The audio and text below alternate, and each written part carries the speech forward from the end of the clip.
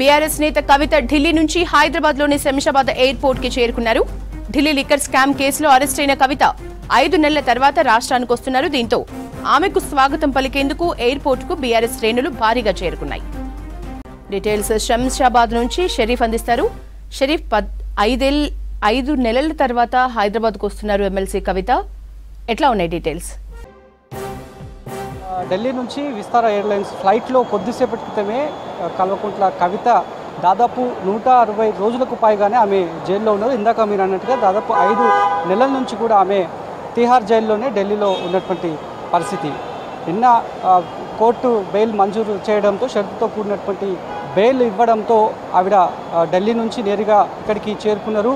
ఆవిడ వస్తున్నటువంటి విషయం తెలుసుకొని చాలామంది జాగృతి మహిళా శ్రేణులు, కార్యకర్తలు, బీఆర్ఎస్ ఫాలోవర్సు వాళ్ళందరూ కూడా భారీగా చేరుకున్నారు. అంటే అరైవల్స్ పాయింట్ దగ్గర రాగానే సెక్యూరిటీకి సంబంధించి ఎయిర్పోర్ట్ సెక్యూరిటీ ఎవరైతే ఉన్నారో వాళ్ళంతా కూడా కవితను సేఫ్ జోన్లో ఉంచి కార్ని ఎక్కించారు.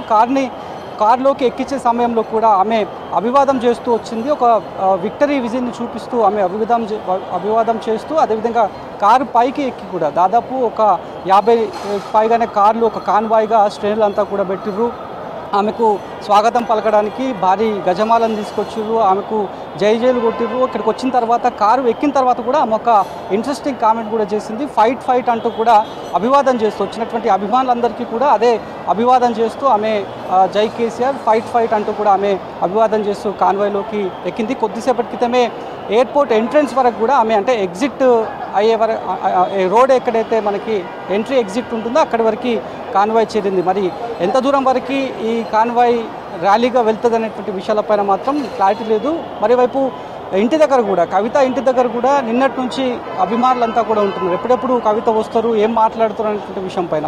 నిన్న తిహార్ జైలు నుంచి బయటకు వచ్చిన తర్వాత కూడా ఆమె ఎవరి గురించి చెప్పాల్సిన అవసరం లేదు. తెలంగాణ బిడ్డను, కేసీఆర్ డాటర్ని ఫైట్ చేస్తా అనేటువంటి అంశాన్ని చెప్పింది. ప్రజాక్షేత్రంలో అంతే బలంగా నిలబడతా అనేటువంటి కామెంట్లు చేసినటువంటి పరిస్థితి కూడా చూస్తున్నాం మనం.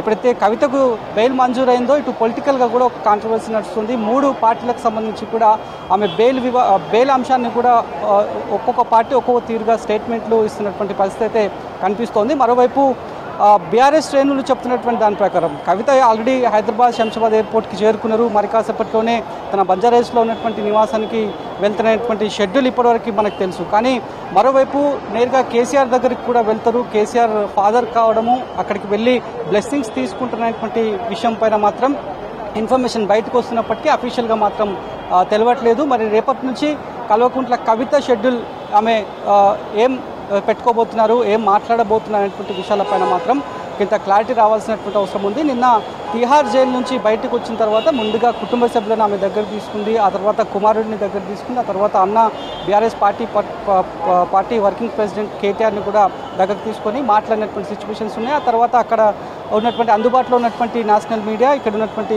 రీజనల్ మీడియాతో కూడా ఆమె చిట్చాట్ చేసింది. ఆ తర్వాత మళ్ళీ నెక్స్ట్ రేపటి నుంచి ఏం కార్యాచరణ ఉండబోతుంది, భవిష్యత్ కార్యాచరణ ఏం ఉండబోతున్నటువంటి విషయాలపైన మాత్రం క్లారిటీ రావాల్సినటువంటి అవసరం ఉంది. ఆల్రెడీ 2 కేసులు సైమల్టేనియస్గా నడుస్తున్నాయి. ఒకటి ఈడీ, ఒకటి సిబిఐకి సంబంధించి లిక్కర్ వ్యవహారాలు నడుస్తున్నాయి. కాబట్టి ఇవాళ కూడా ఆమె వర్చువల్లోనే హీరింగ్కి ఆమె అటెండ్ అయింది అనేటువంటి విషయాన్ని బీఆర్ఎస్ శ్రేణులే చెప్పినటువంటి పరిస్థితి అయితే కనిపిస్తోంది. సో పూర్తి స్థాయిలో భారీగా చాలామంది చేరుకున్నారు. కాబట్టి ఎవరికి ఎలాంటి ఇబ్బంది కలగకుండా, ట్రాఫిక్కి ఎలాంటి ఇబ్బంది తలెత్తకుండా ఇక్కడ నుంచి రూట్ మ్యాప్ని అంతా కూడా ట్రాఫిక్ పోలీసులు ఎన్ఫోర్స్ చేసినారు. భారీ కటౌట్లను ఏర్పాటు చేసినారు.